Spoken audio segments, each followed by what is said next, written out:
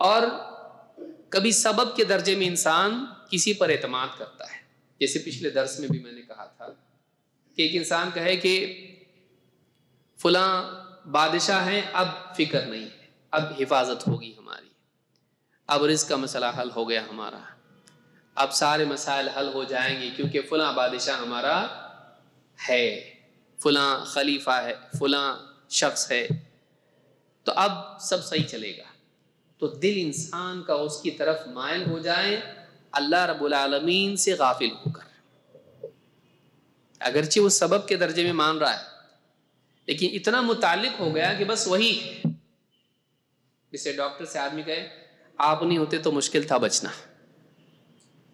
ایسا اگر آدمی کہتا ہے تو یہ شرک اکبر نہیں ہے، لیکن علماء نے کہا اس میں بھی شرک کی بو ہے، کیونکہ اس کا دل اللہ سے غافل ہو کر کدھر چلا گیا؟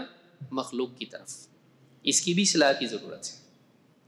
تیسرا درجہ یہ ہے کہ ایک انسان کسی کی صلاحیت یا اس کے کردار پر بھروسہ رکھ کے اپنا کام اس کو سونپے، کہ جیسے کوئی وکیل ہے اس کے ہاتھ میں دے دے کہ آپ میرا کام کرو، تجارت کے اعتبار سے اپنا پیسہ اس کے ہاتھ میں دے کہ بھائی آپ جہاں چاہے لگاؤ، آپ پہ بھروسہ ہم کو ہے. یہ جو بھروسہ ہے وہ بھروسہ نہیں ہے کہ آپ کے ہاتھ میں ہے.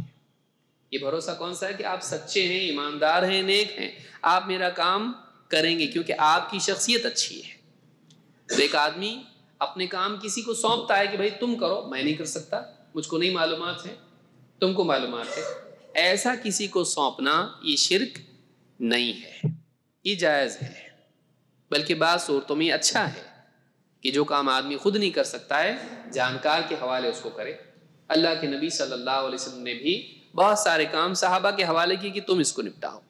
بادشاہوں کے پاس آدمی بھیجے خط دے کر، یا اسی طرح سے دنیوی کاموں کے لیے دوسروں کے بارے میں ان کو ان کے حوالے کر دیا. یہ ایک الگ چیز ہے، کسی ایکسپرٹ کے تابع کرنا. تو یہ 3 مرتبے ہیں، تینوں میں سے پہلا جو ہے شرک اکبر ہے کہ آدمی ساری چیزوں کا مدار اس پر مانے، اپنے مسائل کا حل اس میں مانے، چاہے وہ شخص ہو، قبر ہو، پیڑ ہو، یا انگوٹھی یا کوئی اور چیز ہو. دوسرا ہے کہ مانتا تو ہو کہ اللہ ہی دے گا، اللہ ہی کرتا ہے، لیکن پھر اتنا زیادہ سبب سے جڑ جائے کہ اللہ سے غافل ہو جائے. یہ بھی شرک ہے، لیکن یہ چھوٹا ہے، بڑا نہیں ہے. تیسرا یہ ہے کہ آدمی کسی قابل اعتماد آدمی کو اپنا، جسے امانت کسی کے پاس رکھے سنبھالو اور بھروسہ رکھے کہ سنبھالے گا، ضائع نہیں کرے گا، تو یہ اعتماد ہے.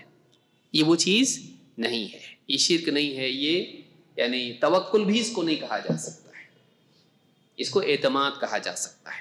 لہٰذا یہ 3 باتیں علماء نے اس سلسلے میں کہی ہیں.